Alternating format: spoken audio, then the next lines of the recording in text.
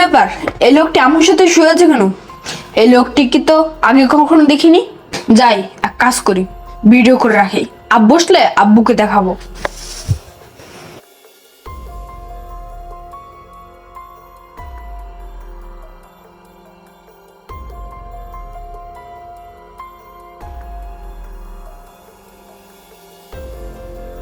আমার কাজ শেষ, এখন আমি যাই। এই দাঁড়া।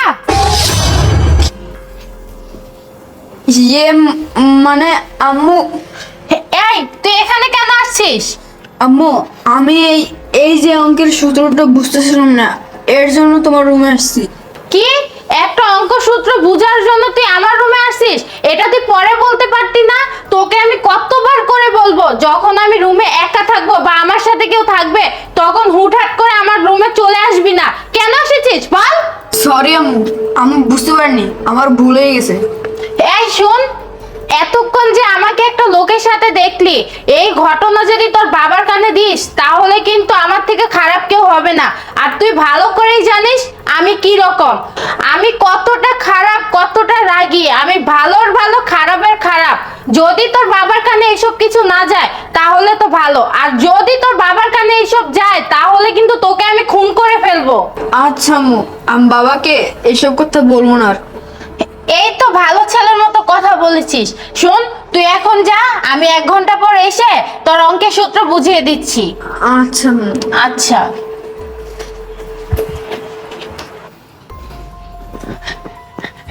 এই বেবি, তোমার বাবু তো সব দেখে ফেলছে। তোমার হাজবেন্ডকে যদি বলে দেয় তাহলে কি হবে ভেবে দেখছো? আর তোমার হাজবেন্ড তো একজন পুলিশ অফিসার, আমার না খুব ভয় করতেছে। আরে সজীব, তুমি অযথাই ভয় পাচ্ছ। তুমি এত ভীতু কেন বলো তো? আমার ছেলেকে আমি যেই ভয় দেখাইছি, আমার মনে হয় না তার বাবার কাছে এসব কিছু বলবে। তাছাড়া ও ভালো করেই জানে ওর মা কিরকম। ওর মা যেহেতু ওকে বকা দিয়েছে, ওর বাবার কাছে এগুলো কিছু বললে তাহলে ওর জন্য কঠিন শাস্তি অপেক্ষা করছে। আর জান, এগুলো নিয়ে তুমি টেনশন করো না তো, এগুলো বাদ দিয়ে চলো আমরা একটু রোমান্স করি। আচ্ছা ঠিক আছে, চলো।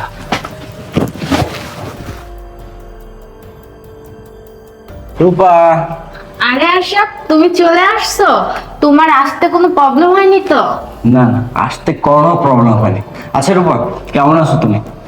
এই তো আছি ভালো, তুমি কেমন আছো? আছি, অনেক ভালো আছি। তোমাদের কথা ভীষণ মনে পড়তেছিল জানো। আচ্ছা রূপা, শোনো, একটা খুশির সংবাদ আছে। আমি কিন্তু এবার 1 মাস বাসায় থাকবো। আমি 1 মাসের ছুটি পাইছি। কি, তুমি 1 মাস বাসায় থাকবে? 1 মাস ছুটি পেয়েছো? হ্যাঁ, 1 মাস ছুটি পাইছি। কেন, তুমি খুশি হও নাই? আমি 1 মাসের ছুটি পাইছি, 1 মাস বাসায় থাকবো। হ্যাঁ হ্যাঁ, আমি তো খুশি আছি, অনেক খুশি আছি। আচ্ছা ঠিক আছে, মৃদুর আসো। আচ্ছা।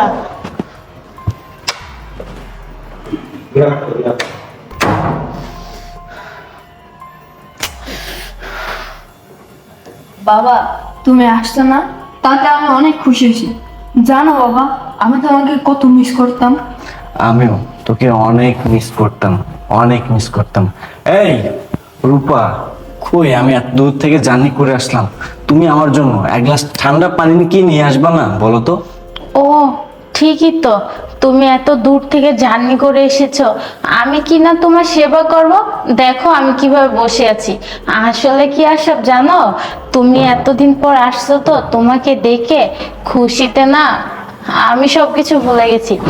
আচ্ছা তুমি এখানে বসা, আমি তোমার জন্য পানি নিয়ে আসি। আচ্ছা ঠিক আছে, যাও। তারপর তোর লেখাপড়া কেমন চলতেছে? ভালো বাবা। আচ্ছা বাবা, তোমাকে আমি একটা কথা বলতে চাই, কিন্তু বলবো না কি একটু বুঝতে পারতেছি না বাবা। আরে তুই সন্তান হিসেবে বাবাকে একটা কথা বলবি, এখানে এত ভাবা চিন্তার কি আছে? আমি তো কিছু বুঝতেছি না, কি বলবি বল। তাহলে বাবা, কথাটা শোনার আগে এই ভিডিওটা দেখো।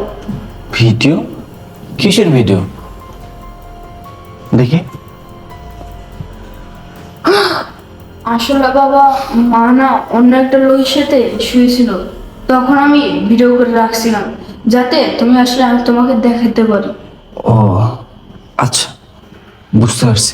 আচ্ছা ঠিক আছে, তুই যা বাইরে গিয়ে খেলা কর। আচ্ছা বাবা। এটা কিভাবে সম্ভব?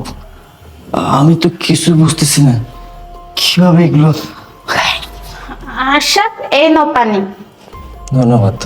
রূপা বসো। আমাকে একটা কথা বলো তো, আমাদের বাসায় কে আসছিল? আমাদের বাসায়? কই না তো, কেউই আসে নাই। রূপা, মিথ্যা কথা না বলে সত্য বলো, আমাদের বাসায় কে আসছিল? দেখো আশরাফ, আমি তোমাকে বলেছি কেউ আসেনি। তুমি এমন ভাবে আমাকে কেন বলছো? তুমি কি আমাকে সন্দেহ করো নাকি? কি, আমাদের বাসায় কেউ আসেনি তাই না? আচ্ছা ঠিক আছে,